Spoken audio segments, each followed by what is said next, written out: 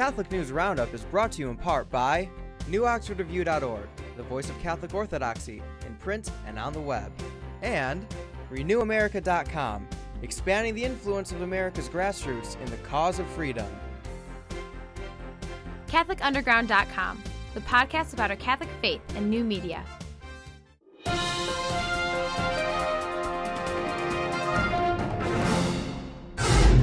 Hello and welcome to today's edition of Catholic News Roundup. I'm Matthew McAuliffe.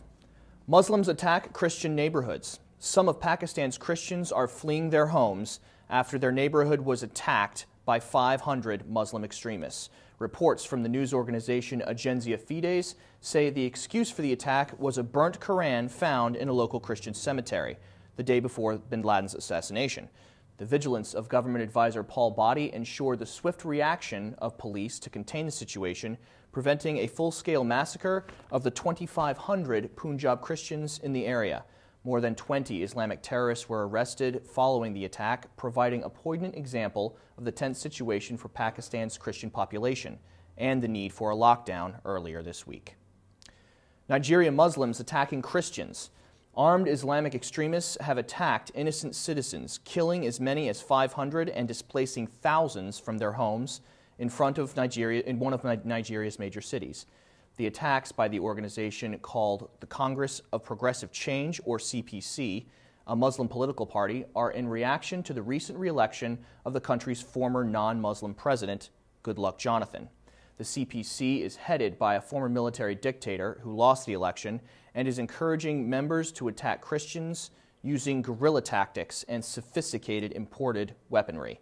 These organized killings are working to oust Christian populations from the southern part of the country who have now settled in northern Nigeria over the past 2 decades. Muslim leader released. Sudan has released Islamic extremist and bin Laden supporter Hassan al-Turabi from jail.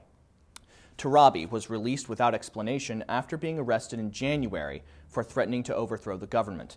The extremist political figure played a key role in the coup that put the current president of Sudan in power in 1989. Turabi is also believed responsible for the regulated torture and rape of non-Muslims in the country during the 90s. Stay with us. We'll be back in just a few seconds. Catholic News Roundup is brought to you in part by PewSitter.com, your online Catholic newspaper for the third millennium, CatholicMediaCoalition.org, in line with the Church, online with the world. And TheAmericanCatholic.com, politics and culture from a Catholic perspective. Politics over priesthood. Some pastors in Vietnam are embracing politics instead of their duties as priests.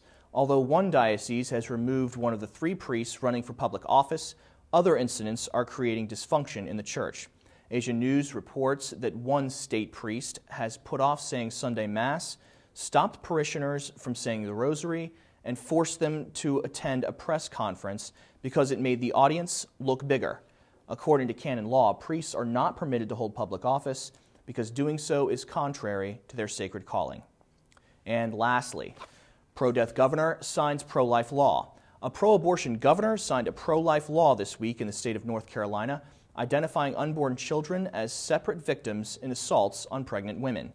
Governor Bev Perdue, an abortion activist, says, quote, "I know the powerful instinct of a mother to protect her children, and I know how I would feel if anyone had harmed my daughters-in-law or me when we were pregnant."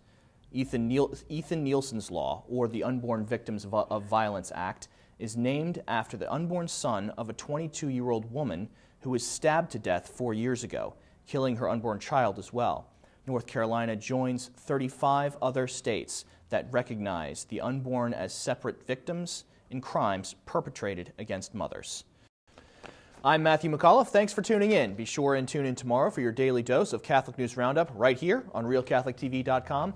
And be sure to check out The Vortex today, where Michael comes to us from Rome to discuss the Bloggers Conference. Thanks for tuning in. Be sure and tell all your friends about us. And as always, God bless.